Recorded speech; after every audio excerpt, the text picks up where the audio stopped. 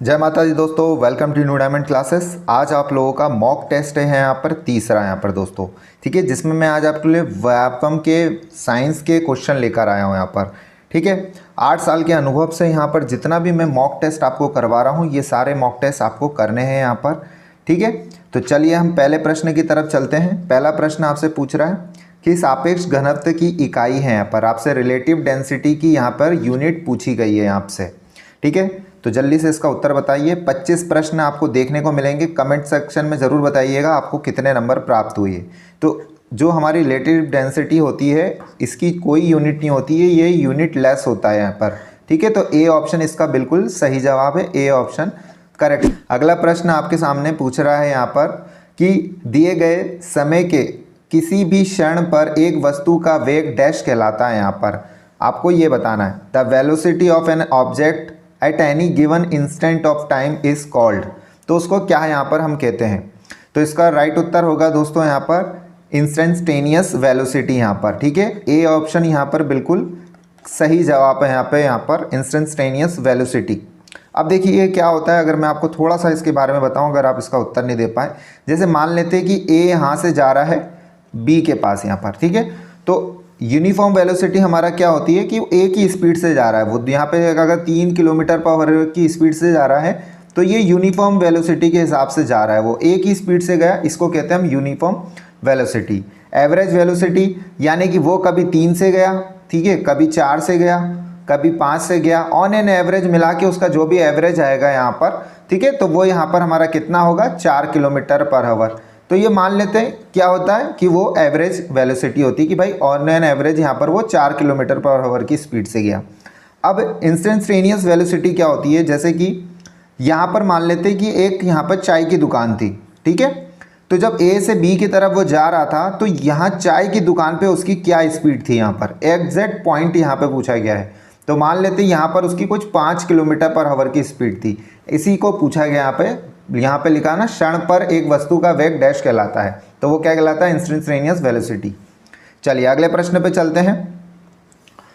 Question number तीसरा आपसे पूछ रहा है यहाँ पे डैश वायुमंडल में मौजूद जल वाष्प की मात्रा है यहाँ पे। ठीक है, यह आपको बहुत इजी सा प्रश्न यहाँ पर आया है कि amount vapour present in atmosphere, उसको हम कहते हैं ह्यूमिडिटी। यहाँ पर आर्द्रता हम यहाँ पर उसको कहते हैं, ए ऑप्शन। आपसे पूछ रहा है कि clinical thermometer is use to measure, clinical thermometer का प्रयोग मापने के लिए किया जाता है। यहाँ पर क्या मापने के लिए किया जाता है, तो यहाँ पर मानव शरीर का ताप यहाँ पर बिल्कुल सही जवाब होगा, ए ऑप्शन। ठीक है, ए ऑप्शन बिल्कुल करेक्ट जवाब है आपका।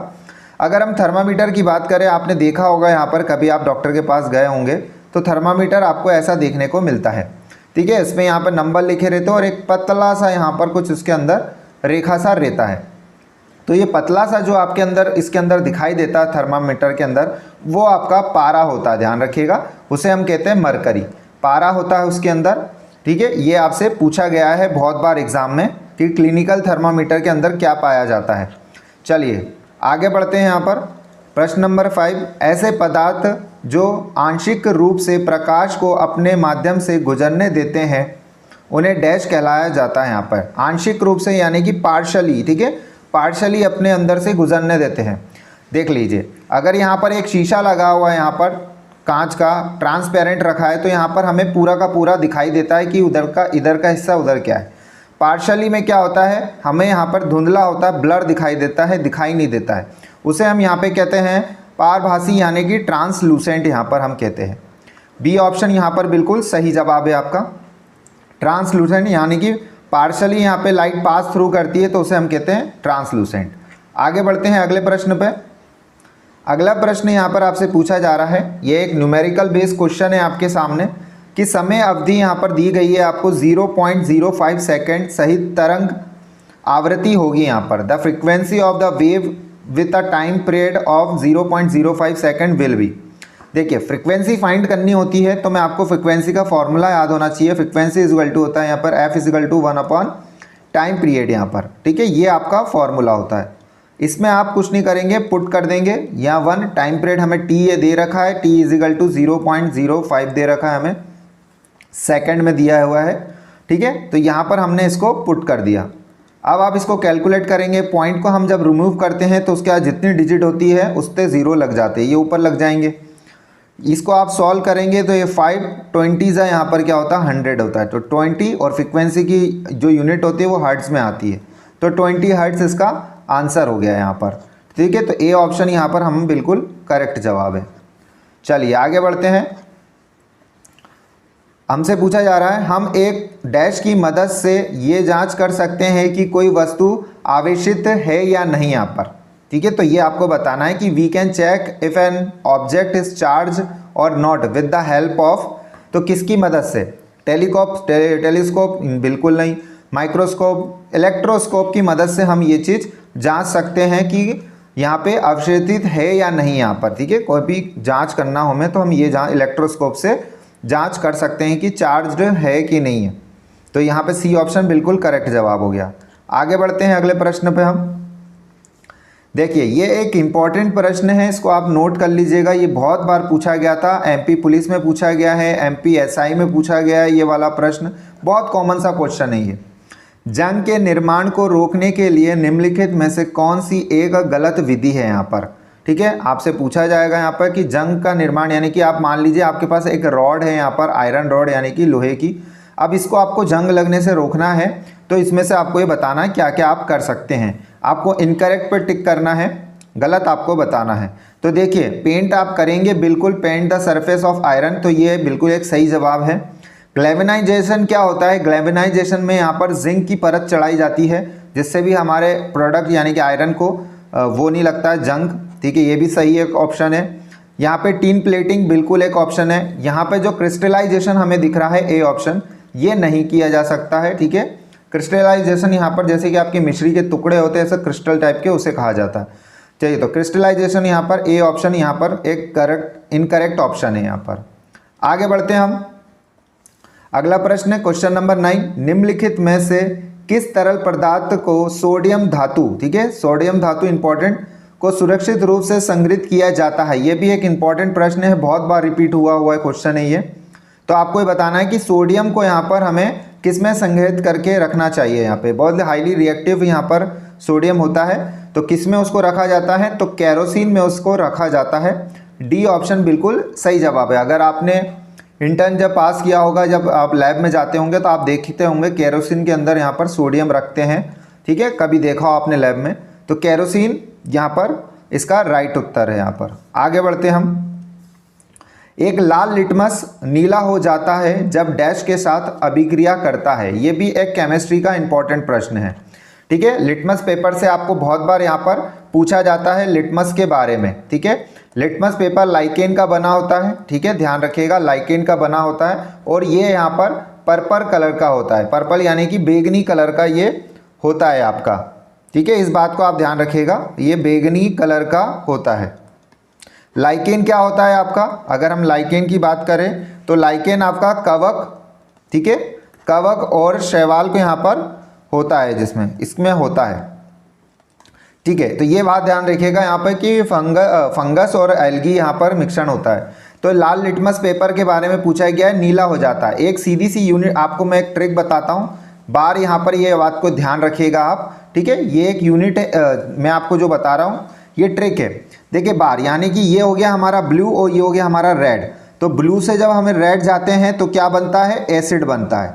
ये ट्रिक हो गई है इसकी। अब आप इसका उल्टा कर लीजिएगा, हमें रेड से ब्लू जाना है तो क्या बनेगा, बेस बनेगा। यहाँ पर उसने क्या बोला है कि आप लाल से नीले की तरफ जा रहे हैं, रेड से हम कहाँ जा रहे हैं, नीले की तरफ, तो उल्टा हो जाएगा यानी कि बेस हो जाएगा। ठीक है, तो इसका उत्तर क्या हो जाएगा, क्षार। ए ऑप्शन बिल्कुल करेक्ट जवाब है यहाँ पर। ठीक है, बहुत ही बढ़िया सी ये ट्रिक थी जो मैंने आपको बता दी है, इसे आप कभी नहीं भूलेंगे। चलिए प्रश्न आ गया है यहाँ पर, निम्नलिखित में से कौन सा एक सजातीय मिश्रण है।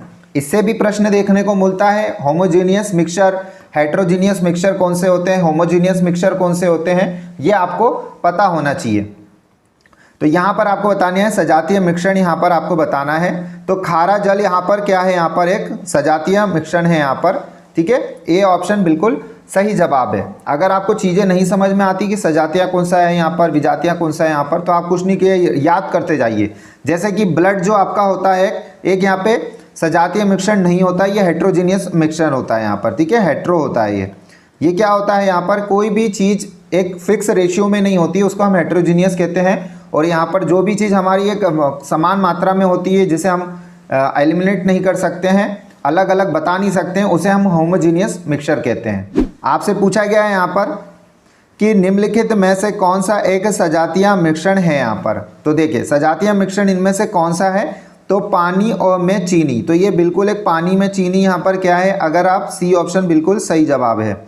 अगर आप एक ग्लास लेंगे, उसमें आपने पानी डाला और उसमें आपने क्या डाला, चीनी डाल दी, 1 चम्मच चीनी डाल दी और पानी, आप इसके अंदर ये नहीं बता पाएंगे पीते वक्त कि कहाँ पर आपको मीठा ज़्यादा लग रहा है, कहाँ पर आपको क्या कहते हैं पानी ज़्यादा लग रहा है, ऐसा आप बता ही नहीं सकते। तो ये क्या हो गया, होमोजीनियस मिक्सचर हो गया है, इसको अलग नहीं कर सकते हम, ठीक है, बता नहीं सकते।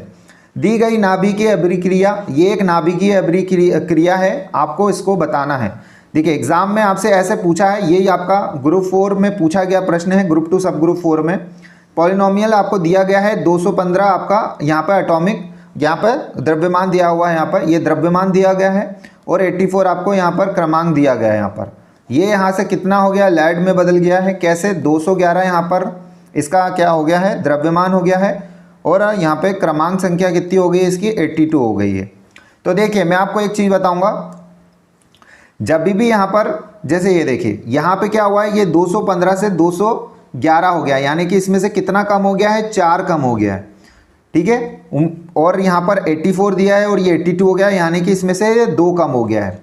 तो जब भी यहाँ पर अल्फा पार्टिकल होते हैं हमारे, अल्फा पार्टिकल क्या करता है, इसमें से 2 यहाँ पर 4 द्रव्यमान को कम कर देता है और क्रमांक को कितना कम कर देता है, यहाँ पर एटॉमिक नंबर को 2 कम कर देता है, जब भी हमारे पास अल्फा पार्टिकल होता है, ठीक है। अगर हमारे पास बीटा पार्टिकल हुआ है, यहाँ पर बीटा पार्टिकल क्या करता है हमारे, कि हमारे द्रव्यमान में तो 0 यहाँ पे कोई बदलाव नहीं करता है, पर हमारे एटॉमिक नंबर यानी कि क्रमांक संख्या में वो 1 की कमी कर देता है, इस बात को ध्यान रखिएगा। तो यहाँ पर हमें क्या दिख रहा है, हमने ये जो जोड़े देखे यहाँ पर, इसमें 4 कम हो रहा है और इसमें 2 कम हो रहा है, ये किसका कॉन्सेप्ट है, ये बीटा पार्टिकल का कॉन्सेप्ट है, इसलिए सॉरी अल्फा पार्टिकल का बात है। तो यहाँ पर हमारा क्या हो जाएगा, अल्फा कण इसका उत्तर हो जाएगा, सी ऑप्शन बिल्कुल सही जवाब है। ये मैंने इसलिए एक्सप्लेन कर दिया है कि हो सकता है बहुत लोगों को ये प्रश्न ना बना हो। चलिए आगे बढ़ते हैं हम लोग, उम्मीद है आप समझ गए होंगे। आप ये यहाँ पर आपसे पूछा गया है यहाँ पर विच acid is found in vinegar. देखिए ऐसे प्रश्न आपसे बहुत ज़्यादा पूछे जाएंगे कि विनेगर का कहाँ पर होता है या फिर फार्मिक एसिड कहाँ पर मिलता है, ये नॉर्मल है जो कि व्यापम में आपसे पूछे जाते हैं। तो विनेगर यहाँ पर काय में क्या कहते हैं, पहले तो फाउंड इन विनेगर, तो एसिडिक एसिड यहाँ पर उसे यहाँ पर कहा जाता है, ठीक है। एसिडिक एसिड का सी ऑप्शन बिल्कुल करेक्ट जवाब है। अगर आपसे यहाँ पर एसिडिक एसिड का फॉर्मूला पूछा जाता है, यानी कि विनेगर का यहाँ पर केमिकल फॉर्मूला पूछा जाता, तो आप लिखते CH3COOH यहाँ पर, ठीक है, ये इसका केमिकल फॉर्मूला होता है। आपसे बहुत सारे फॉर्मूले पूछा जाता है, जैसे लैक्टिक एसिड का पूछ लेगा कभी, जैसे टार्ट्रिक एसिड जो होता है हमारा, टार्ट्रिक अम्ल क्या होता है यहाँ पर C4, ठीक है, H6 और O6, ये याद रख लीजिएगा आप, ये सीधे का सीधे आपसे पूछा जाता है। जैसे कि आपसे मैलिक एसिड पूछ लिया यहाँ पर आपसे, तो मैलिक एसिड क्या होता है ये आपको पता होना चाहिए। जैसे यहाँ पर कर लिया आपने CHO465 यानी ऑक्सीजन, ये यहाँ पर 46H6O5, ये इसका फॉर्मूला होता है। तो कमेंट करके मुझे बताइएगा मैलिक एसिड का क्या होता है केमिकल फॉर्मूला। चलिए आगे बढ़ते हैं हम नए प्रश्न पे। क्वेश्चन नंबर 15 आपसे पूछ रहा है यहाँ पे कि उस सूक्ष्म जीव को पहचाने जिससे प्रथम प्रतिजैविक यानी कि एंटीबायोटिक प्राप्त हुआ था। यहाँ पे पहली बार जिसमें एंटीबायोटिक पाया गया था, which microorganism was use to obtain first antibiotic. बहुत ही प्यारा क्वेश्चन है यहाँ पर, ये 2017 में आपसे एमपी पुलिस में पूछा गया था। तो पेनिसिलिन यहाँ पर इसका बिल्कुल सही उत्तर है, ए ऑप्शन, पेनिसिलिन यहाँ पर बिल्कुल सही जवाब है आपका, ए ऑप्शन। अगर मैं इसकी बात करूँ तो ये एक तरीका के क्या है, ये फंगस है यहाँ पर। अगर इसकी किसने बताया था इसके बारे में, तो उसका नाम था अलेक्जेंडर फ्लेमिंग यहाँ पर, ठीक है, अलेक्जेंडर फ्लेमिंग, ये बात ध्यान रखिएगा। चलिए आगे बढ़ते हैं हम लोग। अगला प्रश्न यहाँ पर आपसे पूछ रहा है वह सूक्ष्मजीव जो कि एक जैविक नाइट्रोजन फिक्सर है यहाँ पर, ठीक है, बायोलॉजिकल नाइट्रोजन फिक्सर है यहाँ पर वो। तो यहाँ पर आपको 4 ऑप्शन दिए गए हैं, उससे आपको बताना है। तो ये होगा यहाँ पे नीले हरे शैवाल यहाँ पर बिल्कुल सही जवाब है बी ऑप्शन। नीले हरे शैवाल ये साइनोबैक्टीरिया होता है, ये एक तरीके का, ठीक है, ध्यान रखिएगा। चलिए आगे बढ़ते हैं हम अगले प्रश्न पे। क्लास कैसी लग रही है कमेंट करके ज़रूर बताइएगा। यहाँ पर आपसे पूछा गया है, देखिए साइंस का प्रश्न है ये, प्रजातियों जो अब पृथ्वी पर कहीं भी मौजूद नहीं हैं उनको कहा जाता है। तो उनको क्या कहा जाता है ये आपको बताना है। देखिए पिछली आपने मॉक टेस्ट दिया होगा तो मैंने आपसे पूछा था IUCN यहाँ पर, ठीक है, रेड डाटा बुक, यहाँ पर रेड डाटा बुक जो होती है हमारी, IUCN का फुल फॉर्म भी आप लोगों ने नहीं बताया था। ये उससे संबंधित आपसे पूछा गया है कि वो स्पीशीज जो अब अर्थ पे मौजूद नहीं है तो उसको क्या कहा जाता है, तो विलुप्त प्रजातियां यहाँ पर उसको कहा जाता है। ए ऑप्शन, डी ऑप्शन यहाँ पर बिल्कुल सही जवाब है यहाँ पर, ठीक है, विलुप्त प्रजातियां यहाँ पर उसको कहा जाता है। आगे बढ़ते हैं अगले प्रश्न पे हम। अगला प्रश्न यहाँ पर हमसे कह रहा है कि एक कोशिकाएं कवक का उदाहरण यहाँ पे बताना है आपको। यूनिसेलुलर के बारे में, फंगस के बारे में आपसे पूछा गया, ये नोट करके लिखते जाइएगा आप लोग कि यूनिसेलुलर कौन सा होता है, मल्टी सेलुलर कौन सा होता है। सीधा प्रश्न पूछा जाता है एग्जाम में। तो यहाँ पर आपको ध्यान रखना है कि ईस्ट यानी कि खमीर, ठीक है, ईस्ट यानी कि खमीर कहते हैं, बी ऑप्शन बिल्कुल सही जवाब है। ये एक क्या है, एकल कोशिका यानी कि यूनिसेलुलर होता है यहाँ पर। चलिए आगे बढ़ते हैं हम लोग। नया प्रश्न आ गया, एकल कोशिका डैश में पूरे जीव को गठित करती है यहाँ पर। तो यहाँ पर पूरे जीव को गठित करती है, तो इसका यहाँ पर क्या होगा, यहाँ पर क्लाइमोडोमोनस यहाँ पर बिल्कुल सही जवाब होगा, सी ऑप्शन। सी ऑप्शन यहाँ पर एकल कोशिका डैश में पूरे जीव को गठित करती है, क्लाइमोडोमोनस यहाँ पर सी ऑप्शन बिल्कुल करेक्ट जवाब है। आगे बढ़ते हैं हम लोग नए प्रश्न की तरफ। अगला प्रश्न यहाँ पर आपसे पूछा जा रहा है, आपसे पूछा गया है कि ल्यूकोसाइट को श्वेत रक्त कणिकाएं कहा जाता है, क्यों। देखिए WBC को यहाँ पर बोला गया है, WBC को यहाँ पर क्या बोला जाता है यहाँ पर, ठीक है, ल्यूकोसाइट, यहाँ पर ल्यूकोसाइट यहाँ पर कहा जाता है। तो उसको यहाँ पर श्वेत रक्त यानी कि वाइट ब्लड सेल यहाँ पर उसको क्यों कहा जाता है, तो वो इसलिए कहा जाता है क्योंकि वो रंगहीन होती है, कलरलेस होती है, ठीक है, डी ऑप्शन बिल्कुल करेक्ट जवाब है। अगर हम RBC की बात करें यहाँ पर, तो RBC जैसे WBC को ल्यूकोसाइट कहा जाता है बायोलॉजिकल नेम में, तो RBC को यहाँ पर क्या है, जैसे वैसे तो जिस श्वेत रक्त कणिकाएं कहते हैं, रेड ब्लड सेल इसको कहते हैं, पर इनका ये बायोलॉजिकल नेम होता है ल्यूकोसाइट WBC का। RBC का यहाँ पर क्या होता है, ये आपको इरेथ्रोसाइट, ये याद होना चाहिए आपको, ठीक है, इसको हम कह रहे हैं इरेथ्रोसाइट्स। ये सीधा का सीधा प्रश्न पूछा जाता है, ध्यान रखिएगा, इनको याद कर लीजिएगा, ठीक है। WBC को ल्यूकोसाइट कहते हैं, RBC को इरेथ्रोसाइट कहते हैं। White blood cell, red blood cell, ये सब तो याद ही है, इनका बायोलॉजिकल नेम होता है ये। आगे बढ़ते हैं हम। 21वां प्रश्न आपके पूछा गया है यहाँ पर कि the fundamental structural and functional unit of heredity is, ठीक है, अनुवंशिकता की मूलभूत संरचनात्मक और प्रकारात्मक इकाई निम्न है यहाँ पर, तो आपको ये बतानी है, ठीक है। स्ट्रक्चरल एंड फंक्शनल यूनिट किसकी बतानी है, हेरिडिटी की बतानी है यहाँ पर। तो यहाँ पर इसकी क्या होती है, जीन होती है, यहाँ पर ध्यान रखिएगा, डी ऑप्शन यहाँ पर जीन यहाँ पर बिल्कुल सही जवाब है इसका। अगर जीन की हम बात करें तो ये कमेंट सेक्शन में बताइएगा आप कि जीन शब्द यानी जीन के बारे में किसने बताया था, बहुत बार पूछा गया है इससे रिलेटेड क्वेश्चन। आगे बढ़ते हैं हम लोग। आपसे पूछा गया है यहाँ पर कि पृथ्वी के जीवन समर्थन क्षेत्र को डैश कहलाते हैं। यहाँ पर पृथ्वी में जो जीवन समर्थन, the life support zone of earth is called, यहाँ पर कहाँ पर है, तो यहाँ पे वायुमंडल, जैवमंडल, यहाँ पर जैवमंडल, यहाँ पर इसका बायोस्फीयर इसका राइट आंसर होगा। यहाँ पर देखिए ये आपका हो गया वायुमंडल, ये हो गया आपका जलमंडल और ये हो गया आपका संताप मंडल। ये जो होता है आपका, इसे हम कहते हैं यहाँ पर बायोस्फीयर यहाँ पर, ठीक है, इसको हम यहाँ पर कहते हैं बायोस्फीयर यानी कि जैव मंडल इसको कहा जाता है। आगे बढ़ते हैं अगले प्रश्न पे हम लोग।